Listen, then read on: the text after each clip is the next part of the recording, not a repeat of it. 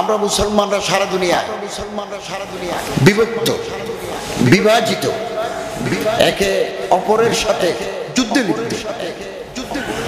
এখন এই মুহূর্তে আমাদের অস্তিত্বের প্রশ্ন, আমাদের জাতিসত্তার প্রশ্ন, এই মুহূর্তে আমাদের ওয়াহাদাতে উম্মত, একতার ডাক দিতে হবে। এক প্ল্যাটফর্মে আসার প্রয়াস চালাতে হবে। ইত্তেফাক মাল ইখতিলাফ, ইখতিলাফ থাকবে, ফুরুআত, অনেক ইখতিলাফ থাকবে। ইউনিটি ইন ডাইভার্সিটি, বহুত্বের মাঝে একত্র, এই প্রয়াস আমাদের চালাতে হবে। এটা কঠিন কাজ। Now we have become divided, split into many groups. আমরা মুসলমানরা, আমাদের মুসলমান হওয়া প্রয়োজন। মুসলিম বলো, উম্মত বলো, থাকবে। আমার মাযহাব আলাদা, আমার মাসলাক আলাদা, আমার মাশরাফ আলাদা, আমার নিসবত আলাদা, কিন্তু আমার এবং আপনার মধ্যে ঐক্যের বন্ধনের সূত্র আছে।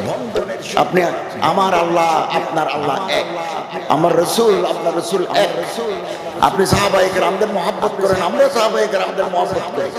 আপনার কিবলা এক, আমার কিবলা এক, আপনার কোরআন এক, আমার কোরআন এক। হতে পারে তরিকা, নিসবত মধ্যে বেশ কম আছে, কিন্তু গোড়ায় আমরা এক।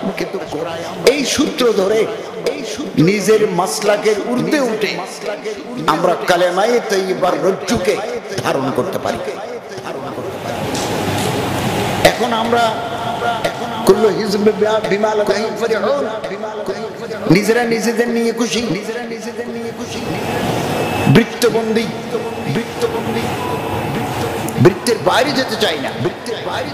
আমার বৃত্তের ভিতরে কেউ আসলে তিনি আমার ভাই, আমার বৃত্তের বাইরে গেলে তিনি আমার হাতফগা, তাকে আমি টার্গেট করব। আপনি যুগে যুগে লক্ষ্য করবেন, অন্যরা যা ক্ষতি করেছে, আমাদের নিজেদের লোকেরাই আমাদের নিজেদের ক্ষতি করেছে বেশি।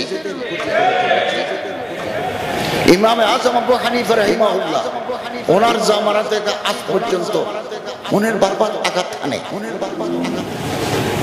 মানুষের আস্থার জায়গা, মানুষের জীবন কত, 30 বছর 40 বছর মানুষ ময়দানে কাজ করে, তারপর বুড়া হয়ে যায়।